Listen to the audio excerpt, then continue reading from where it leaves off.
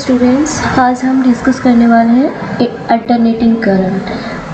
आज है जो alternating current as a introductory session है। सबसे पहले लास्ट सेशन में जो हमने ईएमएफ डिस्कस किया था, उसका जो प्राइमरी सोर्स होता है वो क्या होता है। ईएमएफ का प्राइमरी सोर्स क्या होता है? बैटरी।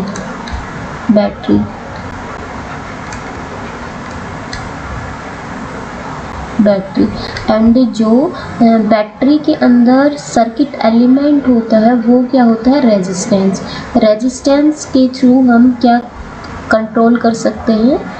आई को, करंट को कंट्रोल कर सकते हैं। According to Ohm's law we know V equal to I are.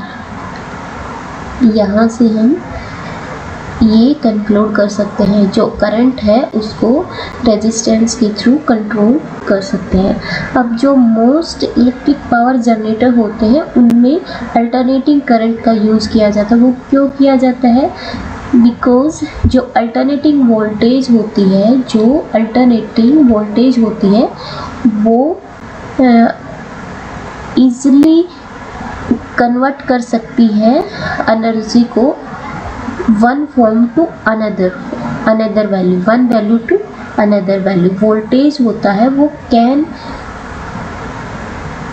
easily and efficiently convert from one value to another value। जो अल्टरनेटिंग वोल्टेज को easily कन्वर्ट कर सकते हैं from one value to another value, means as a transformer. Second point क्या है? जो alternating current है वो ट्रांसमिट एंड डिस्ट्रीब्यूट कर सकता है as a long distance without any loss of energy. So इसलिए इसका यूज़ मोस्टली किया जाता है। अब इसकी डेफिनेशन क्या है? अल्टरनेटिंग करंट है वो, इसका मैग्नीट्यूड होता है वो कॉन्टिन्यूसली चेंज करता है विद टाइम, एंड इसकी जो डायरेक्शन होती है वो पीरियोडिकली रिवर्स्ड होती है। अब इसको रिप्रेजेंट किया जाता है आई से। This is equal to 1 minute, I equal to I nought sine omega T, और we can write I nought cos omega T. I is equal to 1 minute, I is equal to I nought cos omega T, और in sign की term में कैसे लिख सकते हैं? I equal to I nought sine omega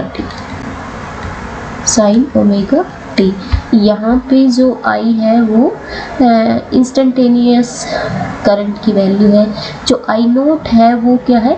maximum value है alternating current की। और जो ओमेगा है वो है एंगुलर फ्रीक्वेंसी, एंड टी है जो मैग्नीट्यूड होता है current at any instant at time T represent. Now अब जो एंगुलर फ्रीक्वेंसी होती है उसको क्या लिख सकते हैं? Omega equal to 2 pi upon T. अब यहाँ से इसको क्या लिख सकते हैं? 2 पाई 1 बाई टी को क्या लिख सकते हैं? फ्रीक्वेंसी। ये फ्रीक्वेंसी किसकी है? अल्टरनेटिंग करंट की। एंड ये क्या है? ये है एंगुलर फ्रीक्वेंसी अल्टरनेटिंग करंट की। अब जो करंट होता है अल्टरनेटिंग करंट तो वो इक्वली होल्ड करता है as equally hold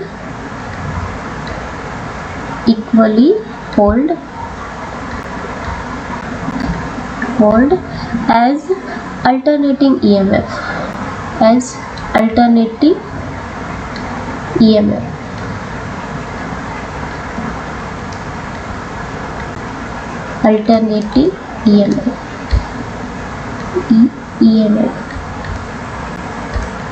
so EMF की टर्म में हम कैसे लिख सकते हैं? E equal to E nought sine omega T, और इन कोस में E equal to E nought E nought cos omega T, cos omega T. अब इसका ग्राफ कैसे बनेगा? Graph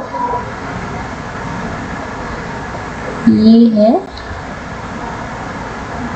sign, as a sine की फॉर्मेट में ये रिप्रेजेंट और in Y axis alternating current and जो एक्स एक्सिस है यहाँ पे है टी, ये टी टाइम को रिप्रेजेंट करेगा। सो यहाँ से इस टाइप से अल्टरनेटिंग करंट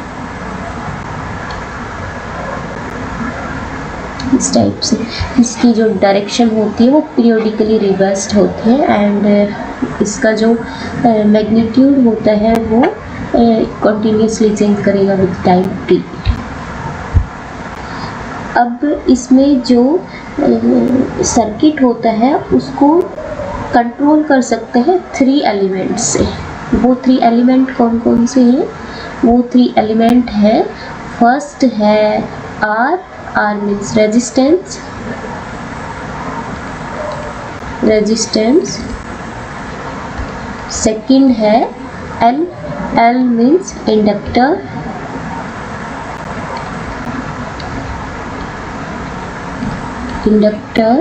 एंड थर्ड है C, कैपेसिटर,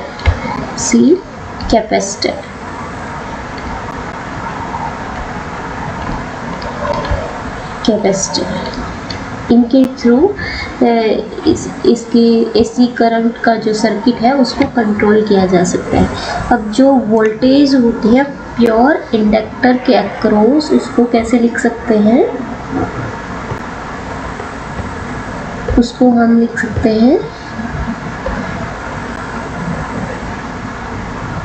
वोल्टेज को V इक्वल टू इंडक्टर के across L into D I upon D T.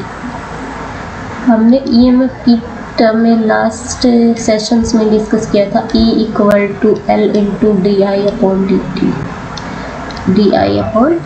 T. This is in inductor pole and we know for ideal capacitor के लिए Q equal to CV and यहाँ से we know I equal to current को क्या लिख सकते हैं? dQ upon dt। सो यहाँ से Q को हम क्या लिख सकते हैं? CV। C जो कैपेसिटर है वो कांस्टेंट है, सो यहाँ से dV upon dt। So for capacitor के लिए जो वोल्टेज है वो टाइम के साथ चेंज करेगा एंड जो इंडक्टर है इसमें करंट टाइम के साथ चेंज करेगा। सो ये था introductory session. So thank you for today session.